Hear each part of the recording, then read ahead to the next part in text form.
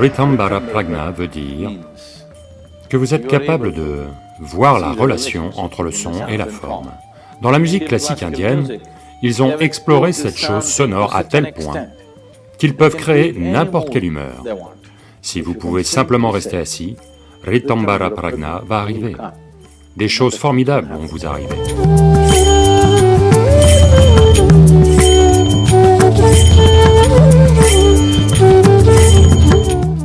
Il y a une certaine dimension de perception qu'on appelle Ritambhara Prajna. Ritambhara Prajna, Prajna veut dire perception. Ritambhara Prajna veut dire que vous êtes capable de voir la relation entre le son et la forme. Comme nous l'avons vu bien des fois, probablement pour beaucoup d'entre vous. Si vous faites entrer n'importe quel son dans un instrument de mesure du son comme un oscilloscope, chaque son engendre une forme ou un motif. Aujourd'hui, il est bien connu que pour chaque son, il y a un motif distinct. Il y a eu des expériences assez fantastiques qui ont eu lieu. Mais une plus simple, c'est si vous prenez simplement une feuille de métal et, disons, placez un haut-parleur en dessous et jouez un certain type de son. Vous verrez que si vous mettez des granulés légers dessus, comme du sable ou autre, tout s'organise d'une certaine façon. Ou si vous avez un vrai tonomètre, où vous pouvez contrôler les hertz, des motifs distincts. Autrement, vous n'êtes pas obligé de le faire. Je crois que si vous regardez sur Internet, je suis sûr qu'il y a des expériences comme ça où vous pouvez voir que pour chaque type de son, un motif bien distinct apparaît.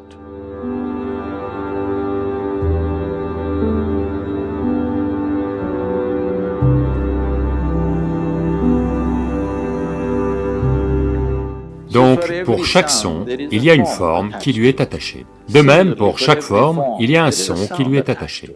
Maintenant, comment le savoir? C'est une question. Comment savoir? Quelle forme mérite le bon... je veux dire, attire un certain type de son ou représente un certain type de son. Cette dimension de perception est appelée Ritambhara Prajna. Sans aucun contexte, parler de ça peut rendre la chose un peu...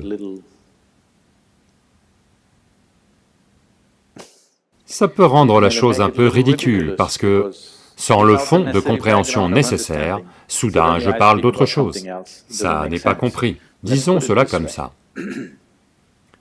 Si vous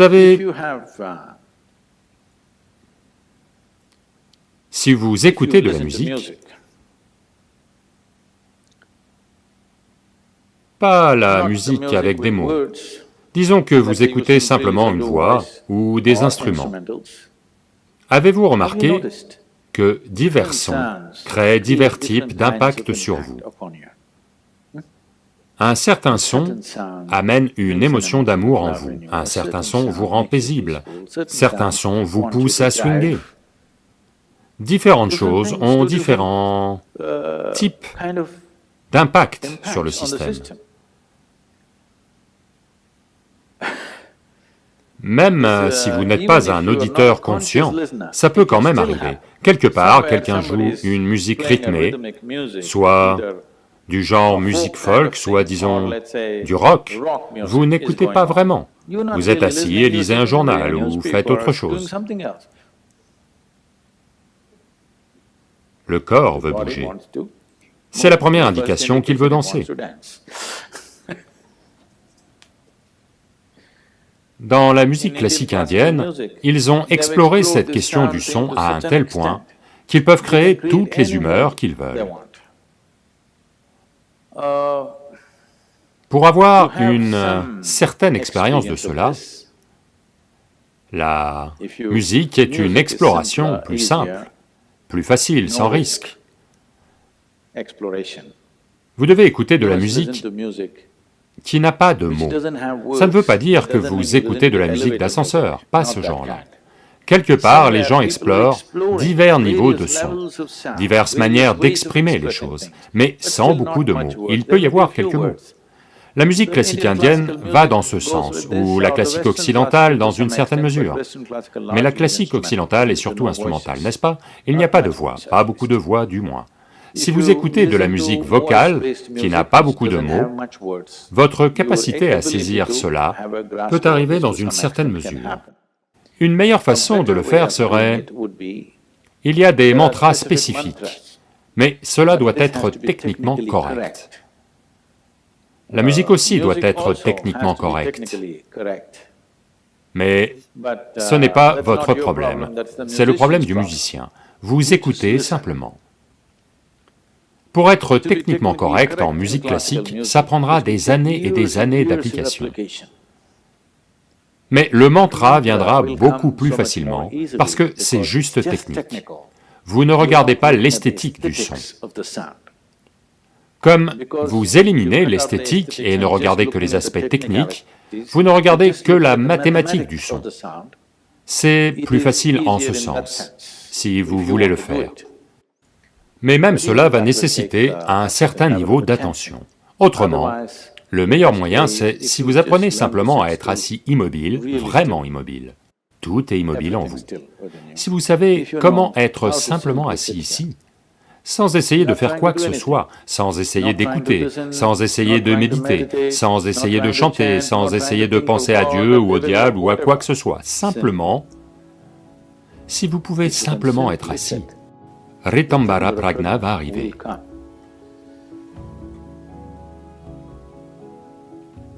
Une autre façon de devenir réceptif au son et à la nature des sons, c'est si vous pouvez trouver un endroit où il n'y a aucun bruit de machine et où votre téléphone ne va pas ding-ding.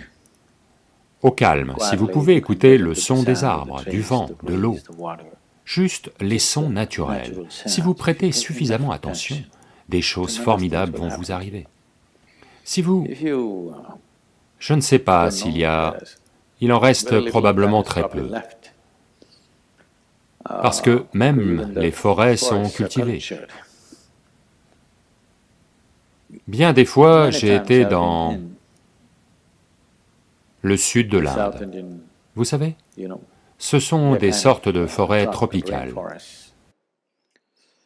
La fois où je suis resté le plus longtemps, ça a duré environ 23 jours. J'ai marché à travers la jungle pendant environ 23 jours seul. Pas le moindre soutien, pas de téléphone portable assurément à cette époque, et même pas de lampe de poche. Et le 4e jour, j'ai fini la nourriture que j'avais emportée, donc j'ai vécu de la forêt. Vers le 8e jour, j'ai perdu ma veste et une moitié de ma chemise, parce que j'ai été poursuivi par certains animaux dans tout ça. J'avais la moitié d'une chemise et un pantalon. Et j'ai traversé. C'est le pays des éléphants, le pays des tigres. J'ai vu des tigres, des panthères, des éléphants, toutes sortes des buffles sauvages, toutes sortes d'animaux, de très près. Mais à la fin, quand vous regardez en arrière, ce qui a eu le plus grand impact sur vous, ce sont les insectes. Non, non, non, ils ne sont pas comme les tiques en Amérique, ils ne nous piquent pas. C'est pendant les nuits, l'orchestre qui joue dans la forêt tropicale. Oh mon Dieu, c'est incroyable. Et la ponctualité, chaque jour, 2h15 du matin, veut dire qu'un groupe va s'arrêter et que l'autre va commencer. Vraiment, leur sens du temps. Chaque jour, exactement à la seconde près. Un groupe va s'arrêter, un autre groupe va commencer. Et vous ne savez pas de quoi il parle. Ils parlent assurément de quelque chose que vous ne connaissez pas à coup sûr. Ils ne font pas juste des bruits stupides.